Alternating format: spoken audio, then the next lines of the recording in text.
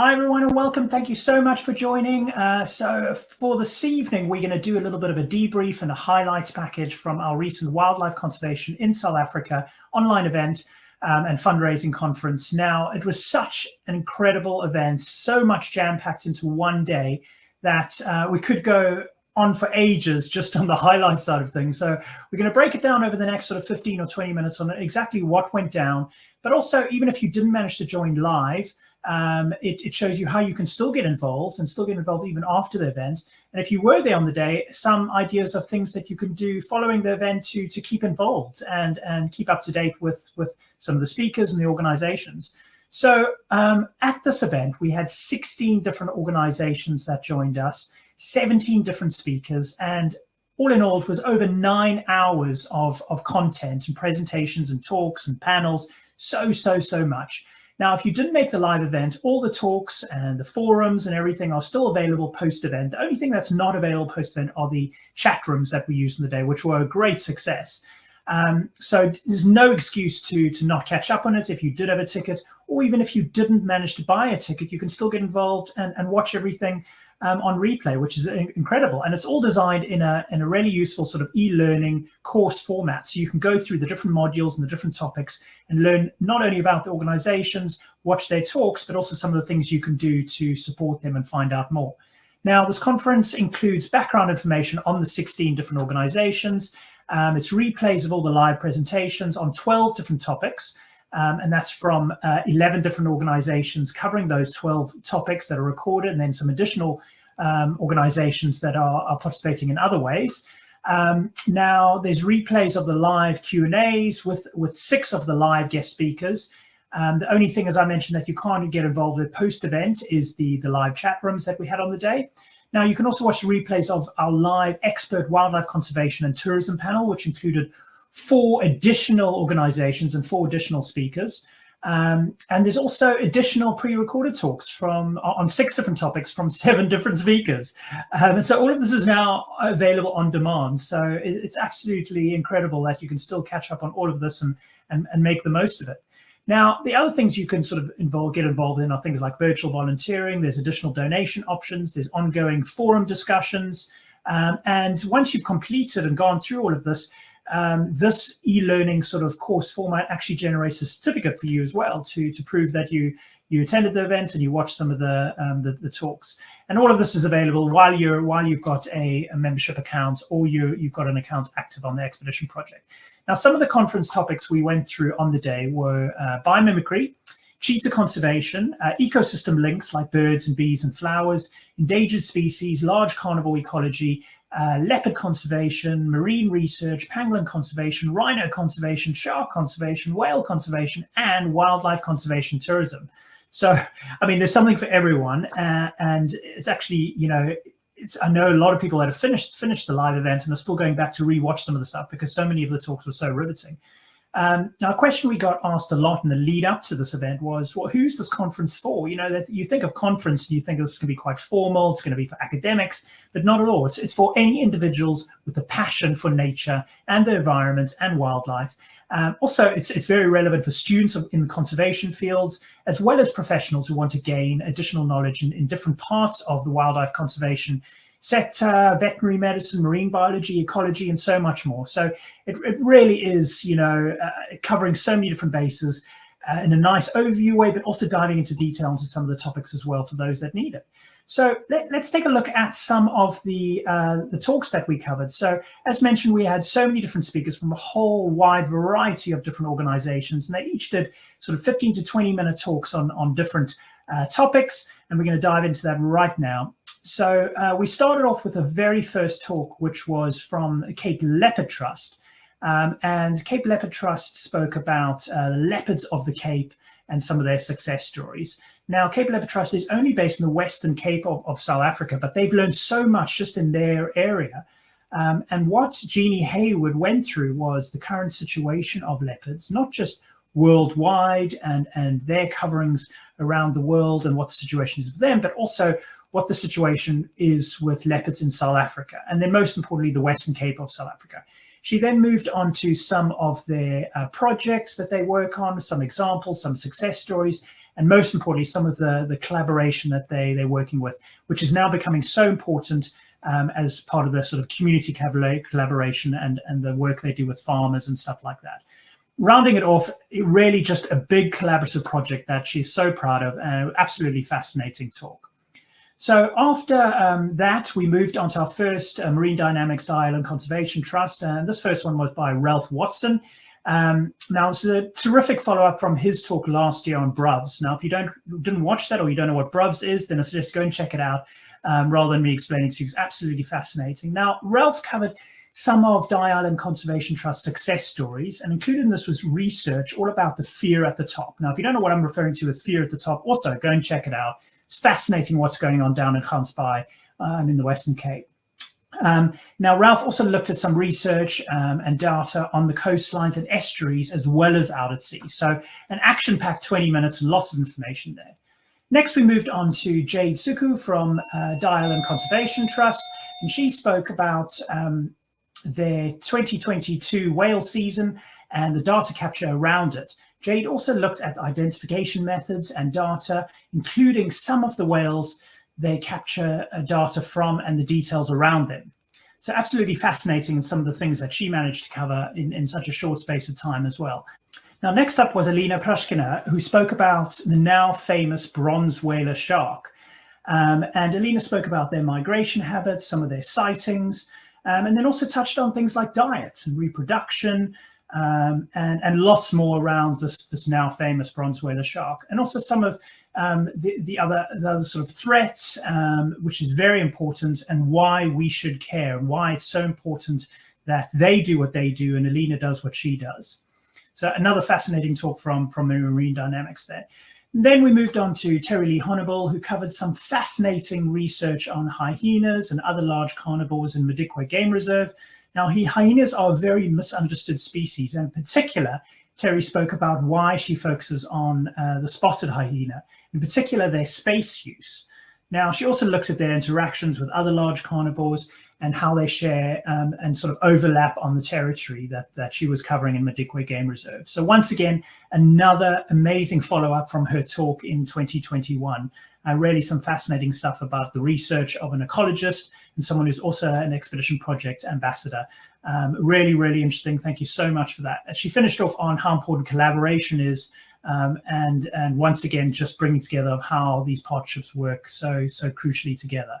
Next up, we heard from Kellen Whitehead, who spoke about birds and the bees. This is probably the underdog winner of the conference, something that people didn't realize that would be so fascinating. In fact, it was, and how an important role that bees and birds and butterflies and flowers play as a part to everything else. Feedback on the talk was how little people knew and realized the importance and the impact of this.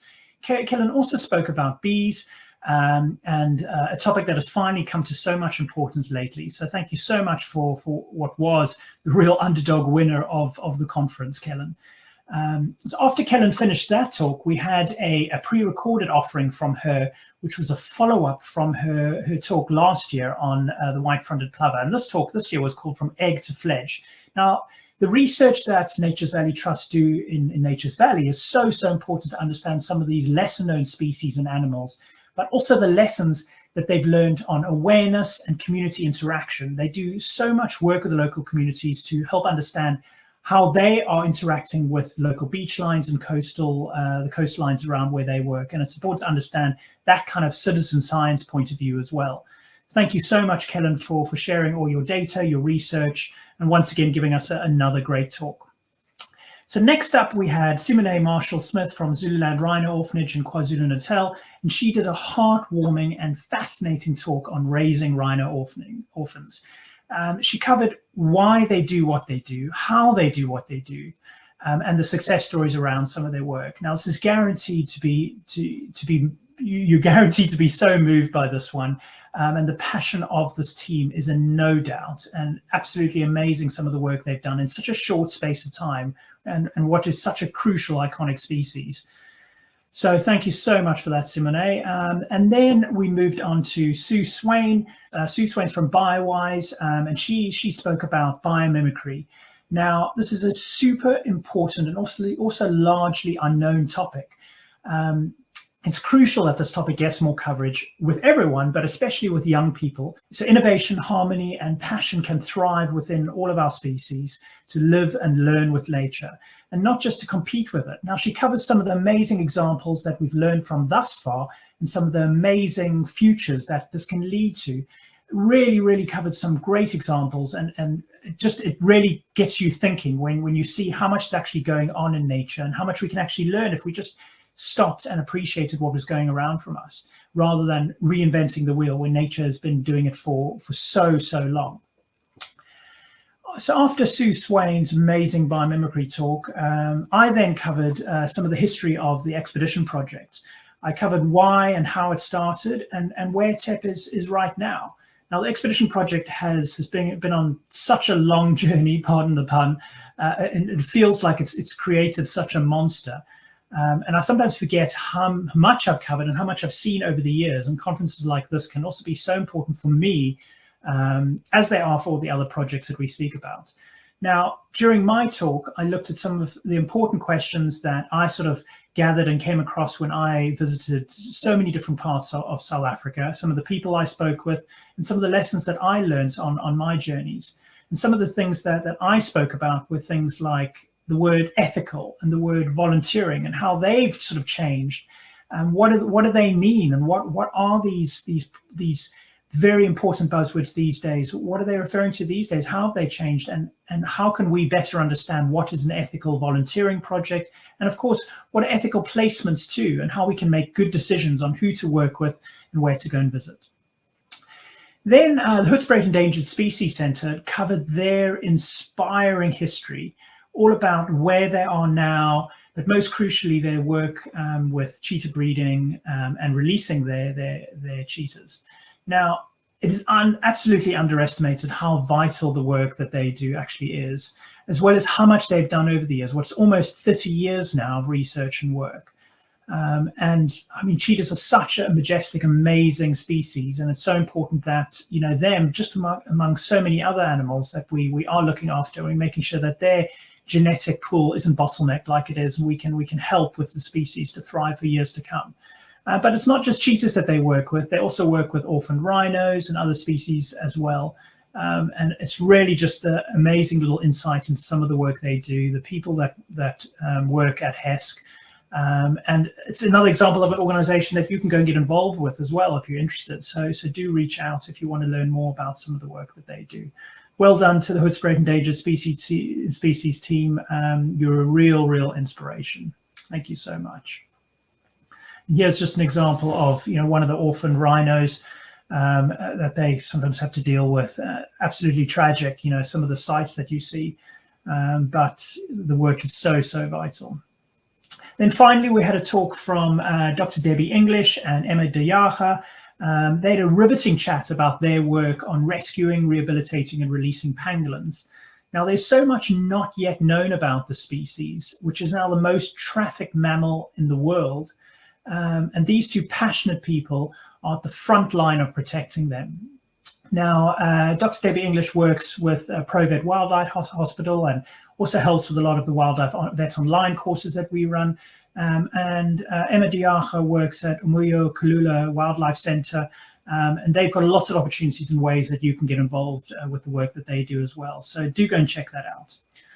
Sure. So amazing day so far. It was then rounded off with this incredible panel that the Expedition Project hosted. Now, this year we brought in organizations that weren't necessarily involved as headline speakers for the conference. And these included Don Scott from Tundutula, Jaco van der Vente from Cape Nature, Justin Smith from WWF South Africa, and Mariki Musan from Sambra and SeaWorld. And the discussion was all around the past, the present, and future stories, pitfalls, challenges, collaboration, innovation, and so much more. This discussion could have gone on for many hours, and the 1 hour we hosted absolutely flew by, and it was absolutely fantastic. So thanks so much for this panel coming together and having such a brilliant discussion.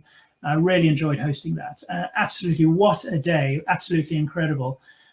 Yeah, so a really big thank you to everyone, but that's not it. This is the conference that keeps giving, and there's so much more that you can do from home. You can go rewatch some of the talks. You can keep asking questions in the reply section. You can join our weekly live streams. You can join some of the ongoing forums. We've got online courses attached to many of the organizations that you've seen at the conference. You can volunteer virtually. We've got virtual volunteering options. You can keep donating. You can, of course, visit in person as well. Go and check out these organizations. Go and visit in person and just share this conference, please. The fundraising needs to keep going. So please keep sharing what you've witnessed and what you've watched, because people can still get access to this even after the conference as well. It really has been an absolutely amazing event, and I just want to thank everyone for all their work and all the stuff that they did to make this come together. So please just keep sharing it, keep telling everyone about it. If you're watching this and you didn't manage to attend live or didn't get a ticket in time, you can still do it. It's still available. You can watch all the replays and you can participate in all the amazing ways that I've gone through. But finally, what I wanted to say was to our hosts, Izzy, Karina, and Ellie, for managing everything so incredibly well. Thank you so much. But most of all, to Izzy Beardwood for 6 months of work in arranging what has been an inspiring and innovative event. Thank you so much. It was incredible. To everyone for watching tonight, for joining over the weekend. Thank you. Please keep getting involved. I really do appreciate your support. It means so much to all these organizations and myself and the Expedition Project. So thank you so much. Keep sending in questions, keep getting involved, and we'll see you next time. Thank you. Bye.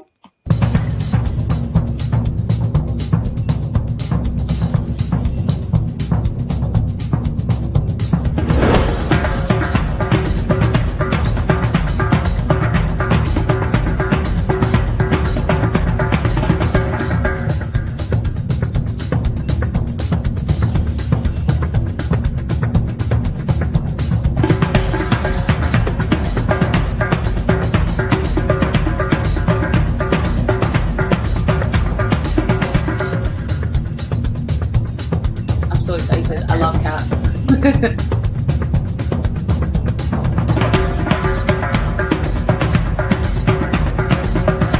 Now the senior shark biologist at the ICT. Perhaps the biggest success that I've had so far is actually to have survived so long.